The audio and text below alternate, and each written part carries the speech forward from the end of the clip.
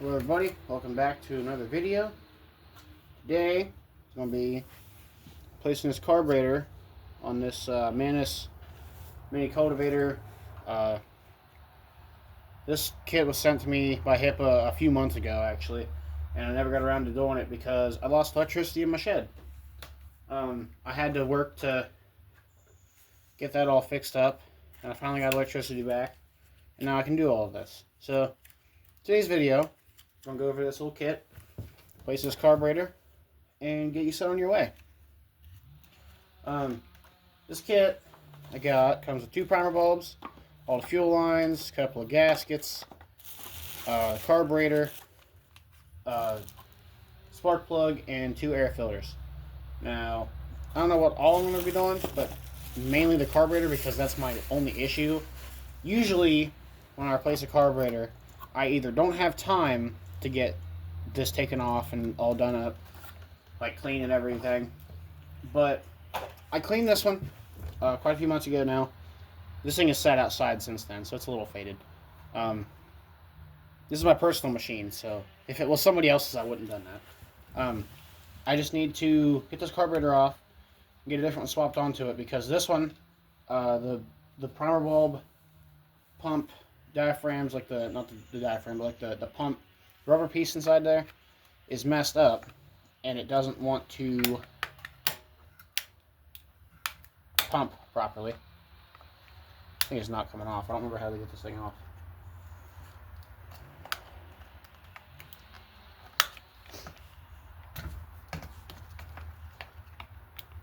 This is very awkward. I don't remember how to do this. There we go. This way, and then off. Okay, that's cool. I placed this little rubber deal here, too. This is a seal into there. This is a really old filter. Super thin, soaked with oil. Yeah, need to replace. So one of these new filters. Make sure it's the same size. Stick it right down in there.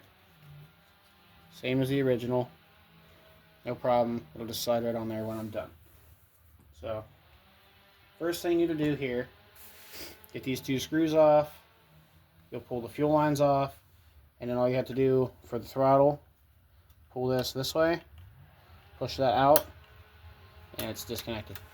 So, as of right now, that's going to work just fine. Get yourself a Phillips or flathead screwdriver. Get that off of there. I got a flathead because I'm too lazy to go get up and get a different one. Vent the gas tank just a little bit. That way there's no pressure in or out. That way the fuel doesn't spray out of these lines. Loosen these screws. Take them all the way out.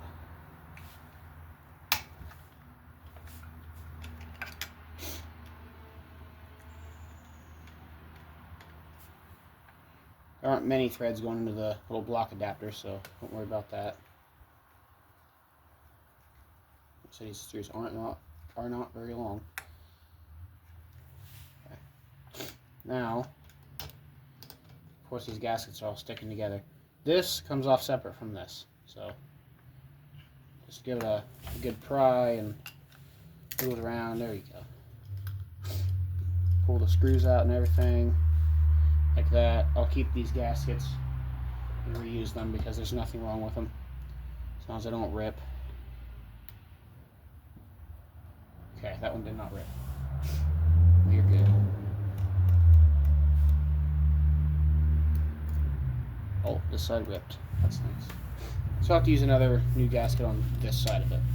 But now, what you're going to do is you grab with your fingers or with a screwdriver, something, get your fuel lines pulled off. That might start leaking. Not too sure. There isn't much fuel in this tank, so hopefully it won't leak too bad. Keep in mind which fuel lines go where. This here, I believe, was is either the suction port or the one that blows out. I'm not too sure. But I'm going to put this carburetor right back on here, and I'm going to trust that they're the same ports because usually they don't change anything between these. So this is just going to go straight back on here.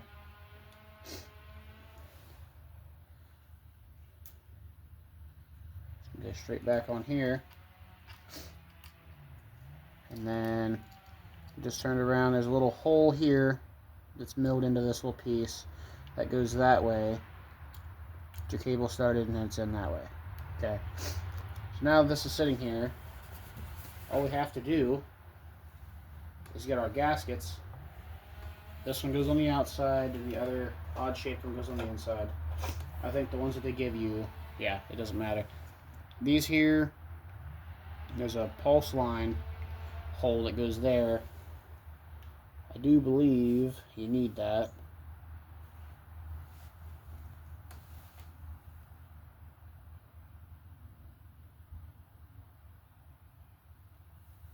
We're going to use this gasket here and put it this way since the hole is over here with that. And then we're going to reuse the old gasket here for the other side out here. So then what we're going to do is put that gasket on here for the air box. If you're curious as to how this choke works, it just pulls in and out this way to move that little plate over the intake. This little rubber boot here was about $12. I didn't want to replace it, but it was half missing, and that was a huge vacuum leak. So, yeah, you don't usually want that on any engine because it's pulling dirty air from around everything. Now stick this on here, and this is almost done.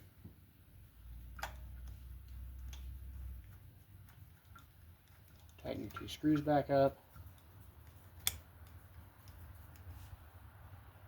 I don't think that one's going in.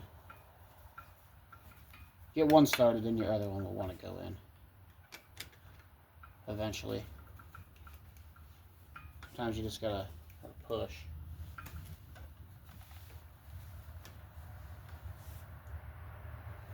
I don't know what's going on this side.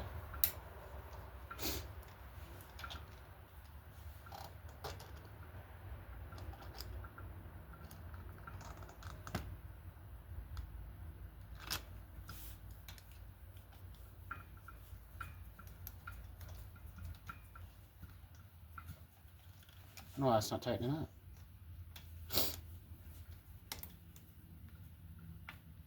This one tightens up just fine.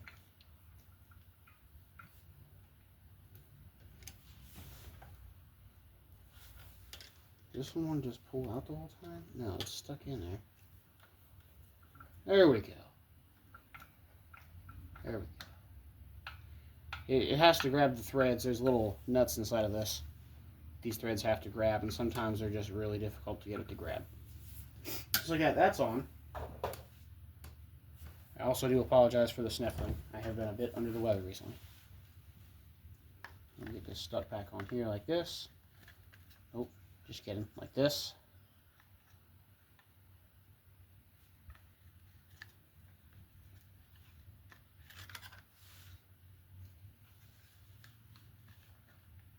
I say it's easy and then I struggle myself. There we go. Now that's back on there. What to do, put that wing nut back on there. And just like that, as I've said hundreds of times before, this is not a difficult hobby to get into. Or just repairing your own stuff.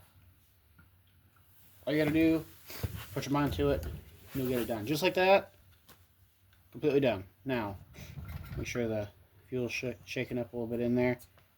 Do some, there we go. That pump's working perfect now.